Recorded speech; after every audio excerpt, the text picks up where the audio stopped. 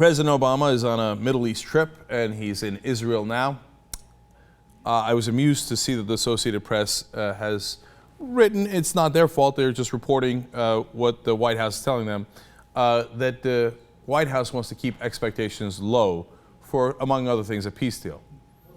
How much lower can they be? They're pretty near zero at this point. So let me quote the article for you. U.S. officials have set expectations low for the trip. No new plan to bring Israel and Palestinians back to the negotiating table. No big boost in assistance to the struggling Palestinian Authority. No new strategy for dealing with the chaos in Syria. No new outreach to Muslims like the one that was the centerpiece of his June 2009 visit to Cairo. Now, understand the Associated Press is not being unfair to the administration by listing it that way. They're actually getting that information from the administration, saying to the press, let me be clear, we don't plan to do a damn thing on any of those issues. I'm going over there to play patty cakes and to look presidential, but I don't want to get anything done. Isn't that amazing? Look, this is exactly our criticism of President Obama on every issue. His expectations are so damn low for himself. Well, I can't get anything done, so I don't want to raise expectations. Change? This is change? I will not do any of this stuff. This is the change that we voted for. Normally, he goes for about 5% change. In this case, he's apparently going for 0% change. They continue. His sights appear set on building a legacy that, at least in the short term, is focused not on foreign policy, but on the domestic issues that now drive the agenda in Washington. To which I say, what domestic issues? You just largely gave up on gun control. You're going to do the grand bargain, which the Republicans would get cuts in Social Security and Medicare, which is very anti-progressive. Congratulations on your big progressive agenda. And what you would get immigration reform. Those are the only things that are really on the docket. Immigration reform, good, would love to have it, but that gives a large gift to the Republicans politically that they get to say Marco Rubio did immigration reform. John McCain and the Republican Party did immigration reform.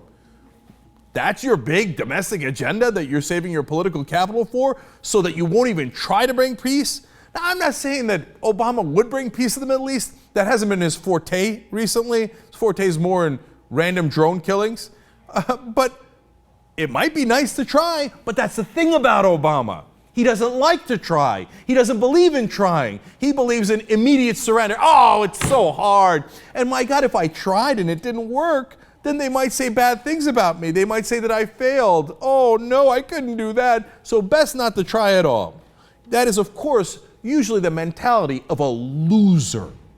The kind of guy who doesn't get anything done. Now you're going to say, wait a minute, he's president, he got elected twice. Yeah, no, he's really good at self-aggrandizement. And that's what the strategy is about. Aren't I awesome? Everything I've done is historic. Historic healthcare reform, historic financial reform, historic doing absolutely nothing in the Middle East. I have won a Nobel Peace Prize. What did you win it for? Nothing.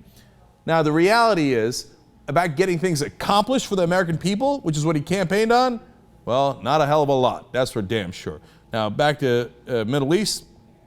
The AP continues. They have presented Obama's visit to Israel, the Palestinian Authority, and Jordan as a symbolic hand-holding trip.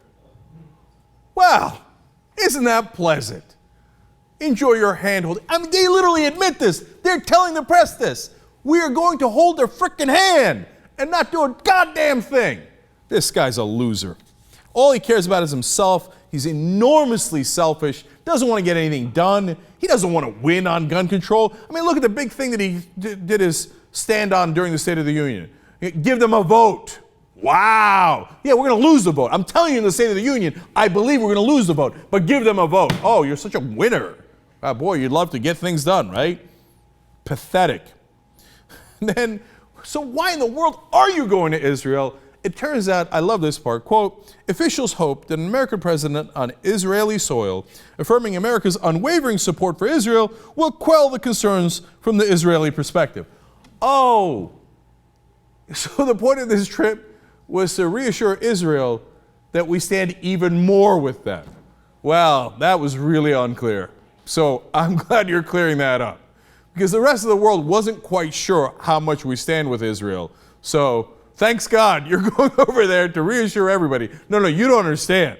I will do anything Israel tells me to do, including, by the way, not taking any action on a peace deal or anything else. Now, you think if Israel wanted a peace deal, they'd ask the U.S. president and the U.S. Congress, etc., hey, listen, don't do anything about a peace deal.